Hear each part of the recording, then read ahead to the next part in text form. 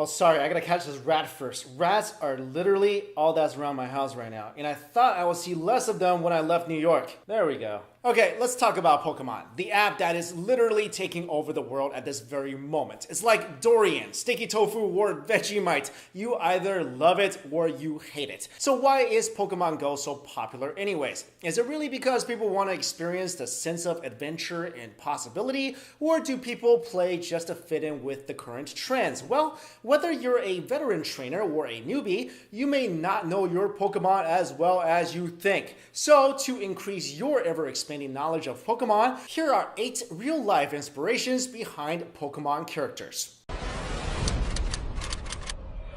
The first Pokemon we're going to talk about is Drowzee. Drowzee is a mischievous-looking psychic Pokemon that draws inspiration from Baku. Baku has 2 meanings in Japanese, one being a Malaysian tapir, which is a vegetarian pig/elephant-looking thing, and the other being a mythical Japanese creature that devours dreams and nightmares. Despite its appearance, Drowzee is actually pretty kind. It helped Pokemon members fall asleep numerous times when they were having trouble, so kind of like a living sleeping aid. Baku, like Drowzee, was also known to be summoned by children for good dreams and protection against nightmares. So something really good to have when Freddy's after you. The second Pokemon is our star of the show, Pikachu. Pikachu is an electric type mouse Pokemon and is probably one of the most iconic Pokemons of all time. Pikachu is the Pokemon mascot and is probably what pops into your heads when you think of the game. So where did the inspiration for this red-cheeked mouse come from? It actually came from a little mouse-like creature called a Pika that are mainly native to the remote mountain ranges of Asia, with 23 species of them living entirely or partly in China, especially the Tibetan Plateau.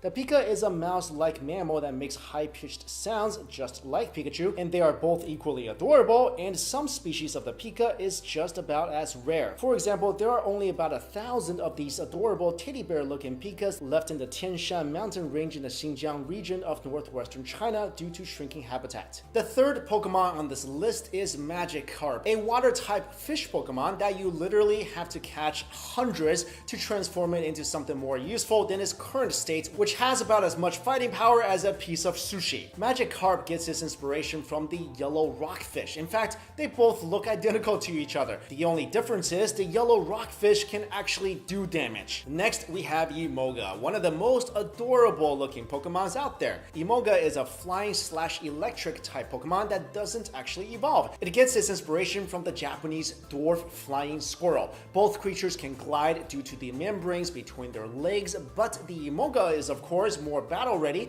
because it can store electricity in its membranes. Emolga is known to make puppy eyes to soften the hearts of opponents, and the Japanese flying squirrel kind of has that same ability, except cuteness only really works on people. I mean, come on, just look at it. That thing can kill with its cuteness. The next Pokemon we're going to talk about is Poliwag, a water-type tadpole Pokemon. It gets its inspiration from translucent tadpoles, which looks almost identical to Poliwags. You know the swirly circle on the Poliwag's belly that you thought was kind of cute? Yeah, well, that's not cute at all. It's actually kind of gross because that's based on the translucent tadpole's guts.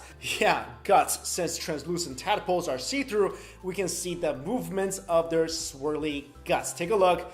You'll never see Poliwag the same way again. Number 6 on our list is another weak Pokemon that shows up a lot and is one of Ash's first, Caterpie. And of course, just by taking one look at it, it's clear that Caterpies are based on caterpillars, but the specific design of the Caterpie is based on the Eastern Tiger Swallowtail caterpillar. I mean, it literally looks like someone took that caterpillar and plugged it directly into the game. Next, we have Vileplume. Vileplume has beady red eyes, and its distinct feature is a massive flower growing out of its head. The flower is said to be so heavy that the Pokemon itself has trouble supporting it, which sort of makes sense because this Pokemon is based on the Rafflesia arnoldi, the largest flower in the world. This flower is as rare as this Pokemon and is found in the rainforests of Indonesia. Glad we don't have to travel all the way there to catch this guy.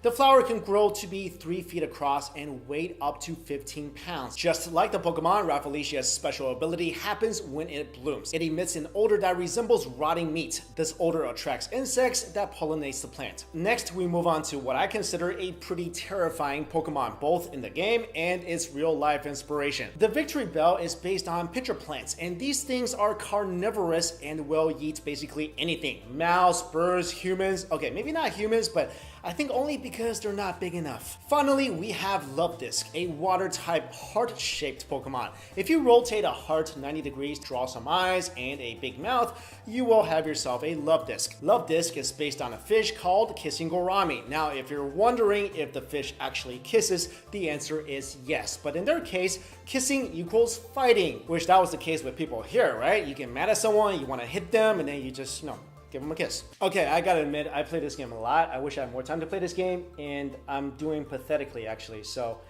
the most powerful guy I have here is a blaster turtle thing, Blastoise, at like 1100. That's all I got. And then I got like a Flareon and a Sparky, but they're both below 1000 CP. The next strongest guy I have is a Tangela. This is so sad. So I see all these people, I drive by like gyms or walk by gyms, and there's always like a Dragonite there. Where are you guys finding these things? I mean, all I catch are rats and Golbats and other kinds of bats and a bunch of clams and snakes. That's all I got. So if you guys live around the Bay Area, let me know what are some good Pokemon places I can go to kind of catch some of the rarer ones. Also, did you know that there are some Pokemon in the game that are truly terrifying, and they are based on truly terrifying creatures? We're gonna get to that in a separate video. Thank you all so much for watching this video. See you later.